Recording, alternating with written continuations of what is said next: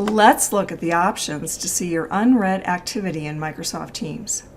The activity feed in Teams shows a summary of everything that's happened in the channels in your Teams list.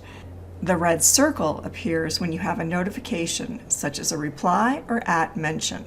When we move to the activity feed, here we can see all of the recent activity. To save time and focus only on the new or unread activity, Teams has introduced a new feature to filter or show only the activity you haven't seen or read. Simply click the switch or toggle at the top here for unread only. This will limit your view to unread activity. One of the things that can be really helpful is to look at the activity feed symbols so you can choose which posts or actions you really want to prioritize. For example, here we can see where we've had reactions or someone has liked a post and maybe that isn't your top priority for filtering. Here we see the arrow where someone has replied. A higher priority might be for those communications where someone has @mentioned you. So for instance, this one. This means you have been specifically called out or tagged in that communication.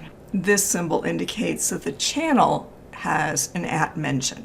And you can further filter your feed. In the upper right-hand corner, here we have the filter where you can type in a keyword. For instance, marketing. And now we've narrowed it down even further. Another way to filter to unread activity, regardless of where you are in Teams, is to use a / command. First, I'll press Ctrl/, which takes me up to my command box at the top. Here you see a number of different / commands that we can use to quickly perform an action in Teams. I'll type in unread and hit enter. And now once again, I see unread activity. It's that easy to focus on and view your unread activity in Microsoft Teams. For more tips on being productive with Microsoft Teams or to sign up for my tips newsletter, visit thesoftwarepro.com/teams.